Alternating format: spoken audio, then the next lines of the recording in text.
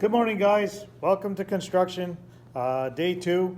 Today, as written on the board, you can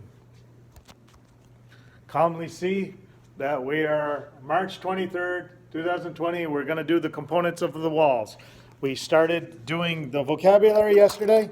Now we're going to apply them and go from there. Again, when you look at this packet, this is day 1. You can just follow on day 2, looking at 2.0. And see the components of the wall, and you will see more definitions there, and I'm going to talk about them. On the other sheet, the front sheet here, walls and ceiling, if you go to objective 2, flip that over, you will see what we're going to be talking about today. You can follow along with this sheet that I gave you, and we can fill this out together, and then we're going to have some discussion, or I'm going to discuss it. If you have any questions, please email me, let me know, but get this quiz done afterwards. You can fill it out and go from there. Try to do your best ability, and we'll go from there. On this page, it has them correctly spelled, so please use your spelling, do it correctly, and fill out how you're supposed to be filling it in to the best of your ability, because you got plenty of time at home to do it properly. Since we don't have 3.5 hours for lab time and going from there. All right, hope everyone's staying healthy, and here we go. All right, number 1, when you look at it, what do you guys think number 1 is? Hopefully you've already constructed it and figured it out. Number 1 is the double top plate. That keeps the walls straight. It's also an extra nailer on the inside for sheetrock for you to hit. If you put any kind of trim around the corners, you will hit something there and it will be solid all the way around. Besides that, it does stiffen and straighten the walls, as we talked about yesterday. You want to make sure that if your wall is 16 feet, you want to splice it halfway. If it's longer, it should be 8 feet for the splice. If you can go 2 solid ones, go ahead and go 2 solid ones rather than putting a splice and weakening the top plates, okay? But if you have one over 16 feet, a wall, make sure that you put you overlap the slice like 8 feet splice, 8 feet both ways, and then fill in both sides. Okay, so that's number 1. Number 2 is the header. As you can see, the header on both sides overlaps 1.5 inches. That's if we use our conventional lumber, which is 1.5 inches after it's been trimmed, and go from there. Our 2x4s are 1.5 inches by 3.5 inches, so it sits on 1.5 inches.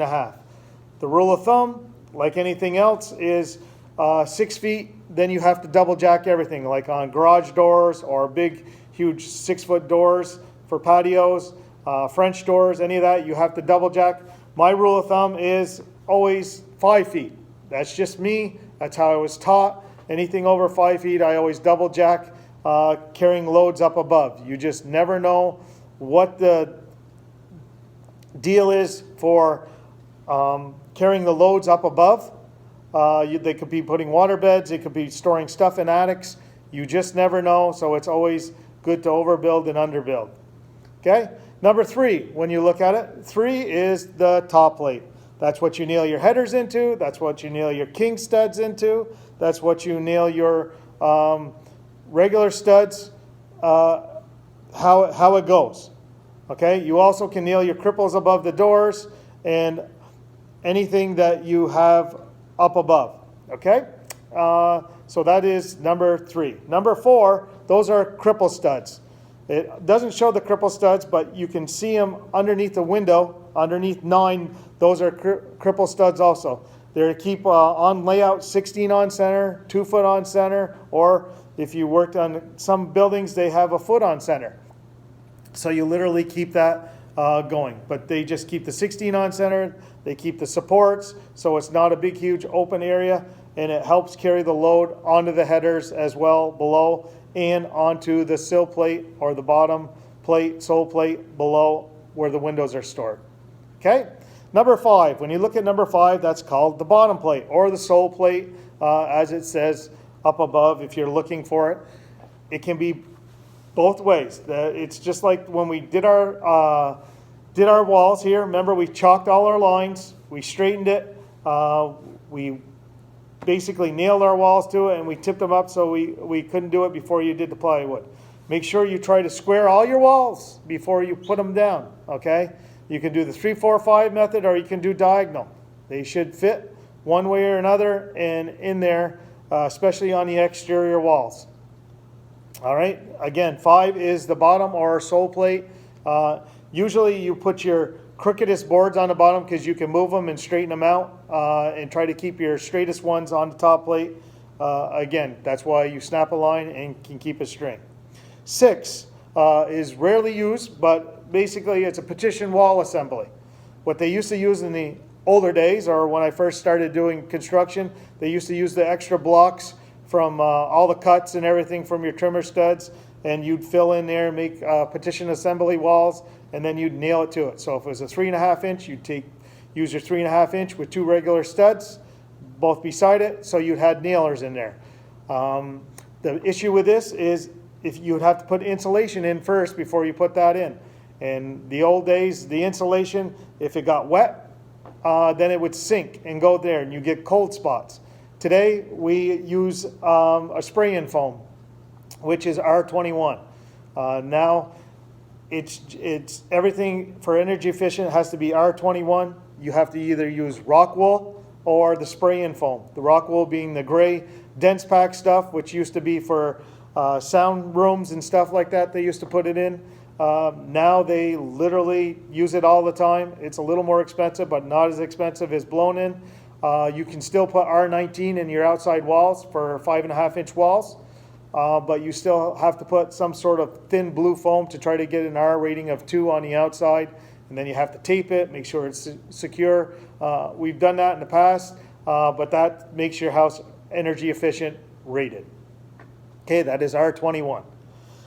All right, so number 6 again is partition assembly, and so you basically another wall, interior wall will connect to it. Number 7 is a regular stud. As you remember yesterday, do you remember what length the regular stud is? Great, you do. It's 92 5/8. Not that all studs are can be different. Like I said, garage studs can totally be different. You can get 10 footers, you can get 8 footers.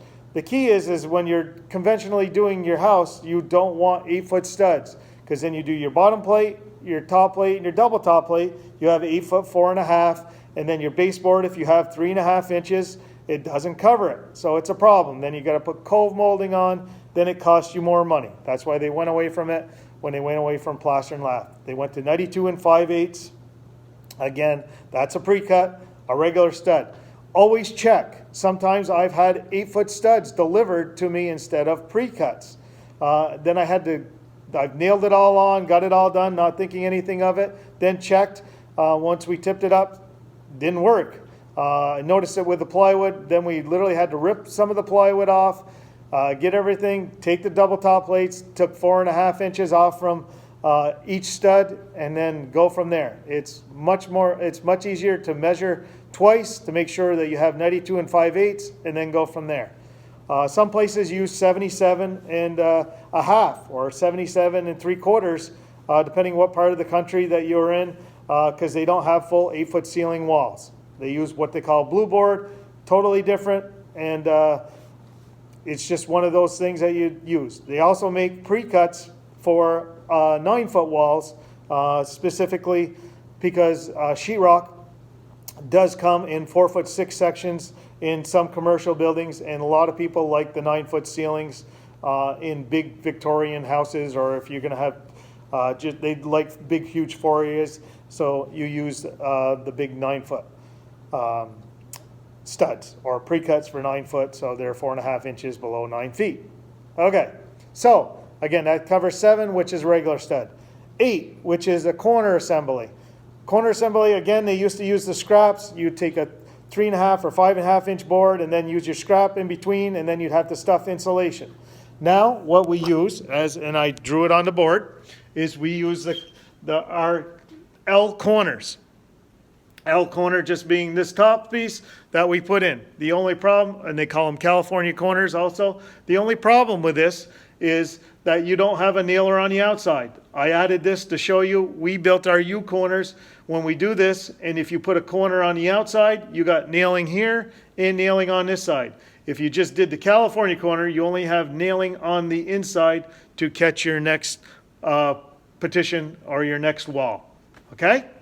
And then you can get in, you can spray in foam easily in this to get it in here, or if you had to run bats, you can get it in there, or rock wool, you can get it in there much easier and it just is so easy for you. And again, that's a U-shaped corner. It's only one more stud.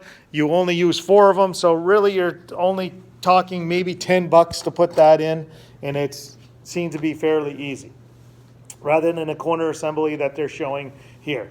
If you use that corner assembly, that would be strictly a 2x4 exterior walls. They do use that down south because they don't have the R rating and they don't have the temperature change fluctuate. It really should be a 5.5 inch wall even down there because, or out west, because there is air conditioning, so they spend just as much on air conditioning as we do on heat in the winter. Okay.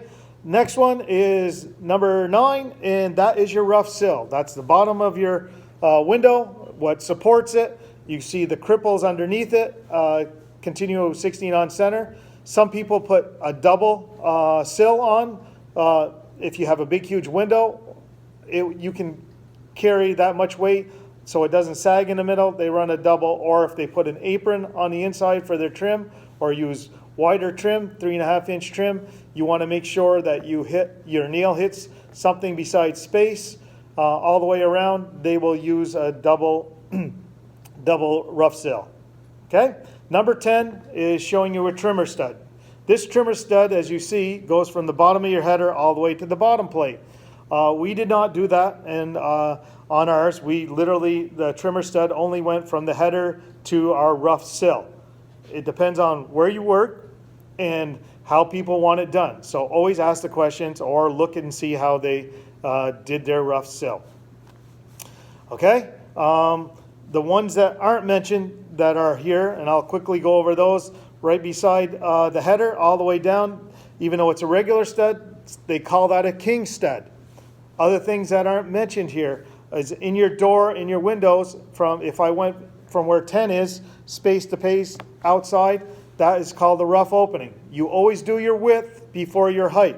So, again, I put this on the board. If you have a 2.6, 6.8 door, it's really 2'6" by 6'8". That's the actual size of the door. You have to add 2.5 inches for your jambs and all the other stuff that you have to, your shims. You want to make sure it's centered in case it's not perfectly plumb. So you make sure that you have plenty of time in there. Okay, I think that's pretty much it that we have. I'm going to send you another one of these when we're in the shop. Hopefully everyone's being safe and sound and staying at home. I don't want anyone to get sick, and hopefully I can come to school every day and do these and show you in lab with the next video. If not, I'm going to get creative and I'm going to have to show you either my house or I'm going to build up a mock house, in my spare time rather than working because I have time not in the shop. All right, so pretty much do the quiz today, and I will show you what we're doing and what we've done in lab already, and I will physically show you what the header, sole plate, our corner plates, just in different types of blocking and stuff that we've done in there. So again, be safe, stay at home, and I miss you guys. Take care.